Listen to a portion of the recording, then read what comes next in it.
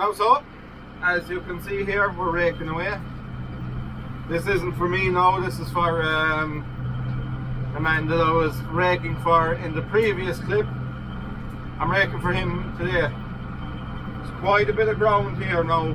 I don't know, will I be raking it all in one go, or is he leaving some of it to go until tomorrow just to give himself a chance to, I don't know, not to have too much ahead of him, because I think a couple of days next week are looking fairly mixed. End of the week looks fairly good. I'd say maybe Wednesday, Thursday on is looking fairly good now. I haven't seen the elaborate forecast that you get in RTE on Sunday mornings. I haven't seen that yet. It usually takes a couple of hours before you get it on the phone. So what time is it now? I don't think I get it yet. I'll give a look at that tonight. I'll have a better idea what towards the end of the week is doing. I'd imagine if we're getting 3-4 settled days, with quite a lot to cut. We still have, like I was saying, we still have a couple of first cuts. Definitely a few second cuts are ready to go. This man will have a lot of raking to do.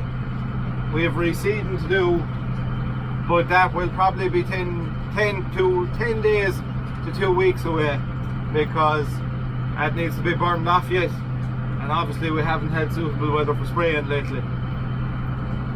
Other than that, look what's here. There's 70-80 acres here, I would say. It was a race course, or it is a race course, but it's not in use this year. It usually is in use, but because of the whole COVID thing, it hasn't been used this year. It was a small enough event now.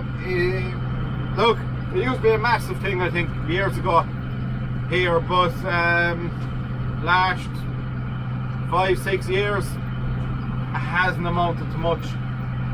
So look, the COVID thing has probably affected a lot of smaller events that possibly were struggling. You know, when they're gone for a year, they will probably find it quite hard to come back again. But I don't know. I'm not into horse racing, or I'm no expert on how you bounce back after the coronavirus, so that's only my opinion on it, or my guess on it. I hope it comes back. It'll be great. It'll be great for the town and great for all that kind of thing if there was a good race day in here. But look, I don't know when that happen. Other than that, the engine is gone for the major. The man collected it yesterday, they bought it. The man with the engine that's going into it started it yesterday. He texted me there this morning and he said he started it, running perfect. If the next couple of days are wet, bar bits of general maintenance, I might go and get stuck into that. So we'll see how we're going. Other than that, I don't think I have any other updates to follow on. Might do a bit of talking about the rake. I think you've seen bits of it now, might have seen it once and twice. Obviously it's a Pottinger. This is its second season. This is a second season, yeah.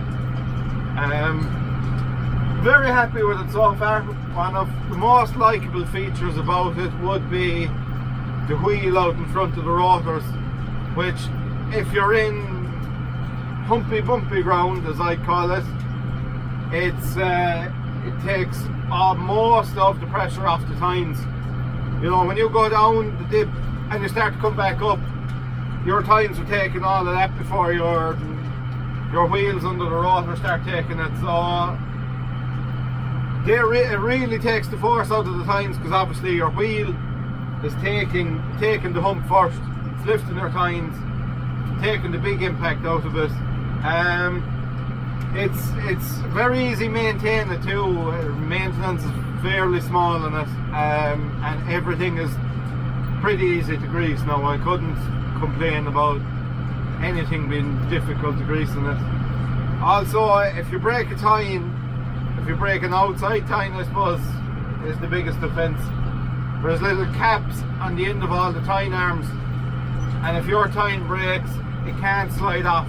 It has to stay on there, and that's a big help, because obviously there's no chance of a tying going up through a tyre, a tying going in and damaging knives and all that kind of thing. Knives are too expensive to be running steel along them. Whatever about stones, you don't want to be running broken tines along your knives. So yeah, happy out with this. As you can see here, I'm using joystick on the tractor to lift and drop it. That clunk forward there now, that was me putting it into float. It'll constant pump if you pull it all the way back. Obviously the middle is your neutral, side to side is your weight adjustment. I'm out fairly wide there now, but I don't think I need to go any wider. If he came on here bailing, I'd be able to see what way he's picking them up, and maybe then I could go a bit wider, but usually that seems to be about to go over there, nearly out to the last but not fully. Fusion 1 was very sensitive to that. The row had to be bang on or you'll be in trouble bailing after it, but the new one there now, as wide as she'll go and the better it takes it in. If I would like a smaller tractor for this job, but this was the only tractor free this morning. TM was on a mower. It was a way of doing a bit of topping the weekend. I don't think he mowed anything. I think it was all topping he was doing. It was the single back mower. Obviously she wasn't going with the butterflies, even though we might try it someday, but no, not at the moment. It's just a single back John Deere mower, one that folds back. It's not a trail, it's a mounted. So she was away doing a bit of topping. The mower is still on it. Might leave the mower on it, because if we get under pressure I'll run it with the butterflies as well. Probably a bit of overkill, but you'll just get through the work like that. So smaller tractor would be ideal for this job. I would love a small one of these. I would absolutely love one. I know there is small ones there, but they're still a big tractor. Still have the same mud guards, they still have the same bonnet. They're just a big bulky tractor. I think your back end is slightly lighter and you have smaller back wheels. You have 38-inch back wheels opposed to 42s. But like I say, still a big bulky tractor. If you could get the likes of a CS110 with this gearbox in it, it would be lovely. But you can't. Not the Steyr version. You can get, I'm pretty sure you can get the likes of these Maximum 110s or Maximum 110 cases with a CVX transmission, but not this transmission, not the Steyr CVX. So yeah, that's about it. One thing I forgot to mention on the Rake, on the top of your two wheels there should be little rubber blocks, so when you're going on the road and your arms are folded up, it's not tapping like that. The way it is there now, when you're going on the road you can hear it tapping away the whole time. I have two rubber blocks. The dealer gave them to me last time I fitted them.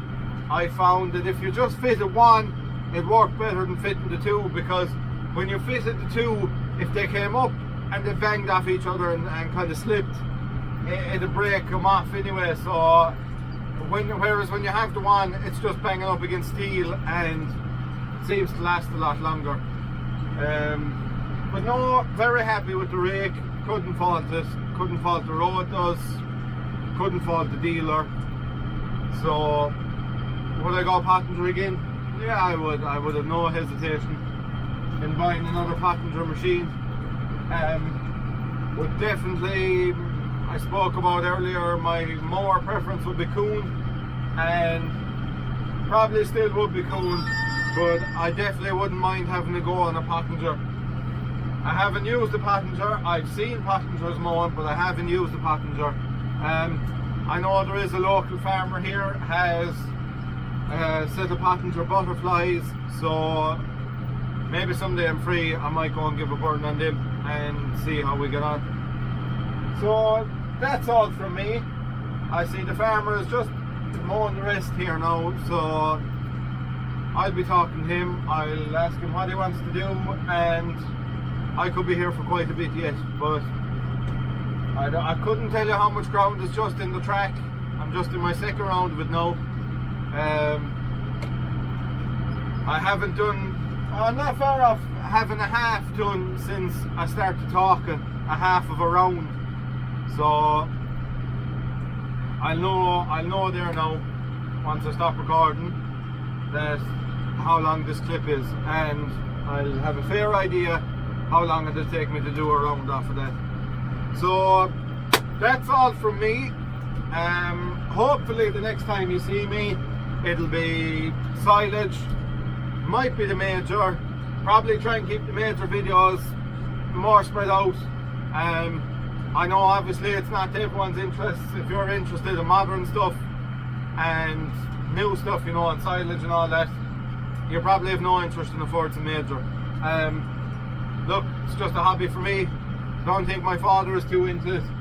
He was a Massey man through and through, so what we'll do after this project, mightn't do any project, unknown, but keep an eye out, like and subscribe, keep watching the videos, and I keep doing what I'm doing, and thanks very much for anyone that's been watching them so far. So that's it for me.